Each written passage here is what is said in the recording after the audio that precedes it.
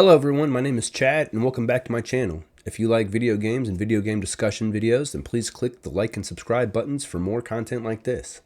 Today I'm going to talk to you about Baldur's Gate 3. The game is just over 7 months old at the time of this recording and has made absolute waves across the internet. It won a whole slew of awards from Game of the Year to Best RPG for 2023. It was highly regarded by a bunch of streamers and content creators and currently has a positivity rating of 96% on Steam. It's easy to say this is a great game. I found myself having a ton of fun during my playthrough. The character discourse was fun, the storyline was straightforward, and the pacing was well done enough to keep me mostly engaged. But for all of the hype that revolved around this game, I did feel like something was lacking. To be honest, I'm not really sure what my disconnect with the game was. I've thought about it and come up dry. During this video, I tried to come to terms with that, but I was unable to come up with really anything. Really, I only have positive things to say about it, which is an interesting turn, but the feeling was there for me while I was going through my playthrough. I found myself comparing it to the 2017 title Divinity Original Sin 2, which was an RPG that was also created by Larian Studios. See that video there? And I don't really think that had anything to do with my problem. I had a lot of fun with that game, and I felt like I couldn't really put it down, but I just didn't really feel like that with Baldur's Gate. To me, I think that my best guess is that it was due to burnout, because I put 140 hours into Divinity Original Sin 2 and then turned around and immediately put another 140 hours into Baldur's Gate 3 with no breaks. I was definitely feeling it.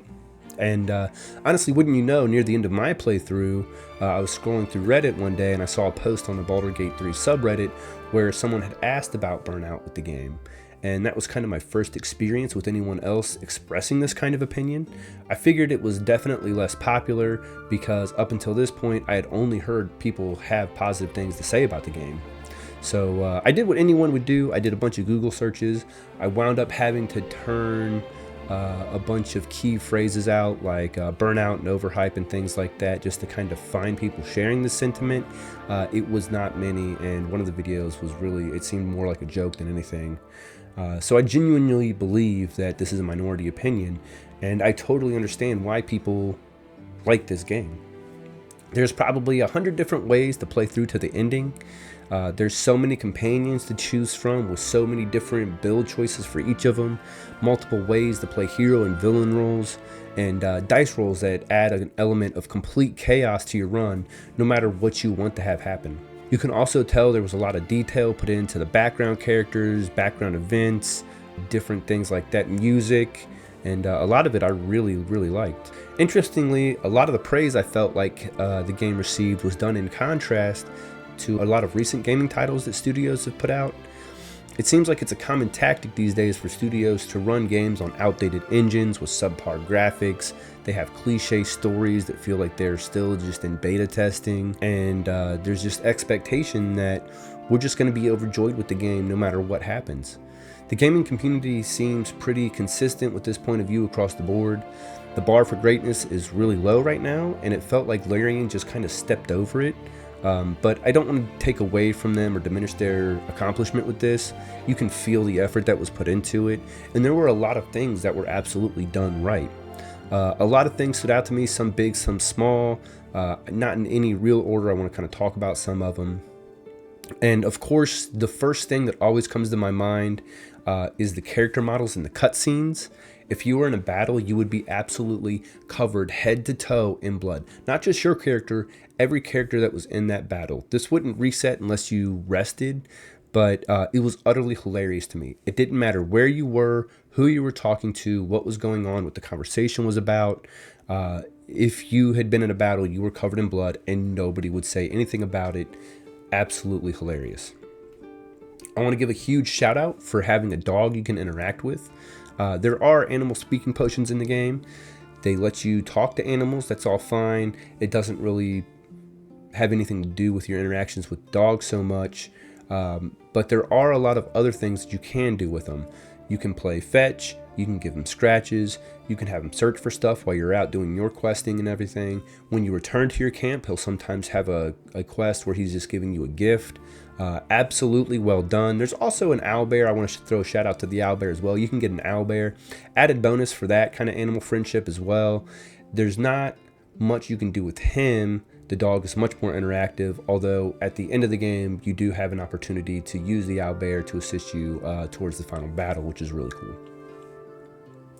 I think the best thing I can probably talk about is the character growth in the game. When I first started, some of the characters I did not like at all. But as I played through and continued my questing, a lot of them seemed to have had really well-rounded growth. It didn't feel cliche or forced or anything.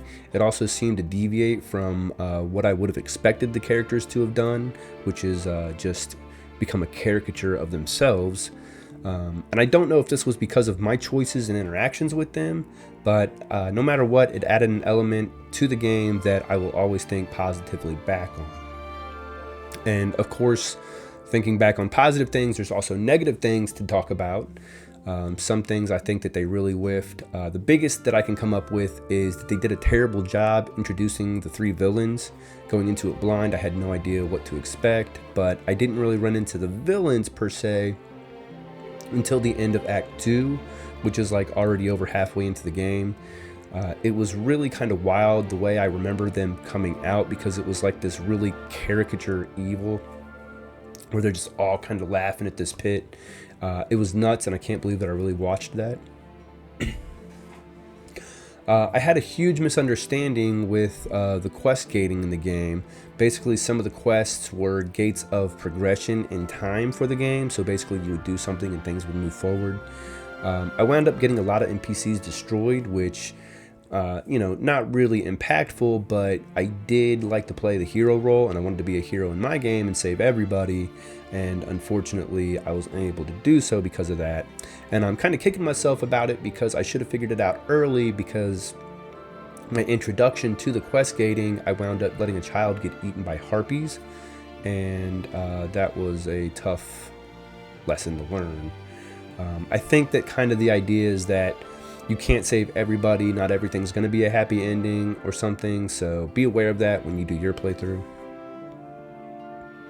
I also feel like I was missing out on a lot of the world lore. This isn't really impactful, but this is the 3rd game of the series, and there's a lot of discussion about different gods and places and people that I can only kind of speculate refer to other games. It's immersion breaking, and it's not really fun, so also be aware of that.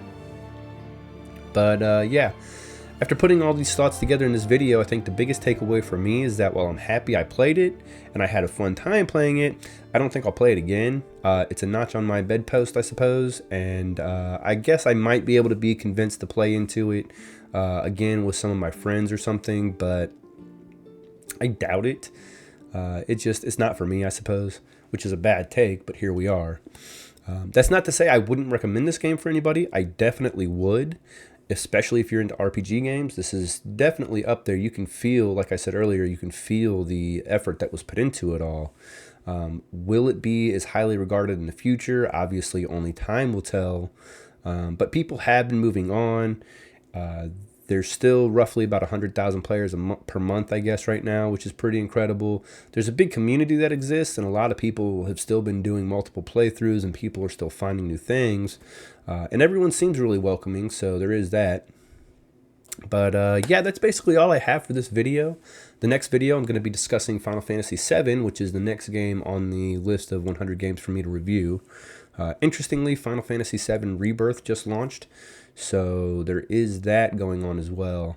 I have no current intention on playing that, which absolutely breaks my heart. Final Fantasy VII is a very special game to me because I regard that as the game that kind of made me a gamer. The original one, of course, back in the late 90s. But yeah, until then, stay tuned by liking and subscribing for more videos. If you prefer, you can also drop me a follow over at twitch.tv/casuallychad. Of course, you can always just stay posted here on YouTube as well. And until then, have fun, good luck, good game, and I'll see you later.